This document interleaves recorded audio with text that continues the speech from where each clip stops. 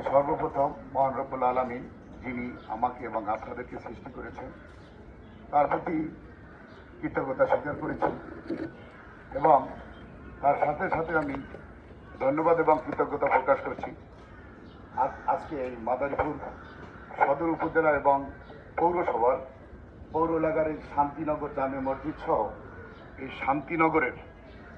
শান্তিনগর মহল্লার উপস্থিত আছেন জনাব সোহরাব হোসেন হাওলাদার, জেলা বিএনপির সিনিয়র যুগ্ম আহ্বায়ক। উপস্থিত আছেন সম্মানিত দেশের গৌরব ৭১-এর বীর মুক্তিযোদ্ধা জনাব বেলায়েত হোসেন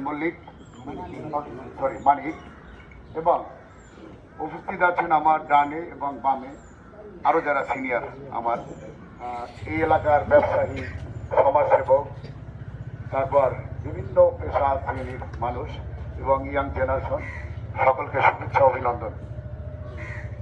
আমার দেশের বাড়ি বরগুনা, বরিশাল রেঞ্জে। আমি আপনাদের গত ৮-১২-২০২৫ ডিসেম্বরে আপনাদের এই জেলায় এবং আপনাদের সদর থানায় অফিসার ইনচার্জ হিসাবে মহান রব্বুল আলামিন এবং আমার ডিপার্টমেন্ট, আমার যারা অথরিটি আছে তারা এখানে পদায়ন করেছে। তা পদায়ন করার থেকেই আমি বুকে হাত দিয়ে বলবো, সাহস এবং যোগ্যতা এবং ধৈর্য এবং বিচক্ষণতা দিয়ে এবং আপনাদের সহযোগিতা নিয়ে আমি আজকে পর্যন্ত এখানে দাঁড়িয়েছি। আপনাদের মাদারীপুর জেলায় এসে আমার একটি চাকরি জীবনে অন্যরকম অভিজ্ঞতা হয়েছে। আপনারা এখানে সম্মানিত যারা অতিথিবৃন্দ আছেন, আমাদের অভিভাবক, অনেক মুরব্বী আছেন, সমাজের অনেক সমাজসেবক আছেন, রাজনীতিবিদ আছেন। এখানে আপনাদের স্কিনে বা আপনাদের যখন লেগেছে সেই জায়গাটাই বলেছেন, কিন্তু আরো কিছু বিষয় বলা উচিত ছিল, আপনারা বলেন নাই, সেটা এড়িয়ে গেছে। যাই হোক, ওটা আমি বলবো। মাদক সারা বাংলাদেশে কম বেশি আছে এবং বাংলাদেশ পুলিশ বাহিনী, আপনি জানেন, মাননীয় স্বরাষ্ট্রমন্ত্রী এবং মাননীয় প্রধানমন্ত্রী এবং আমাদের আইজি মহোদয় এবং আমাদের রেঞ্জ ডিআইজি এবং আমাদের জেলা বর্তমান যে আমাদের কমান্ডিং অফিসার আমাদের মাননীয় পুলিশ সুপার জনাব হাবিবুর রহমান স্যার যোগদান করার পর থেকে আমরা কিন্তু তিনি যোগদান এবং আমি ৮-১২-২০২৫ তারিখ থেকে আমি কিন্তু যুদ্ধ করে যাচ্ছি।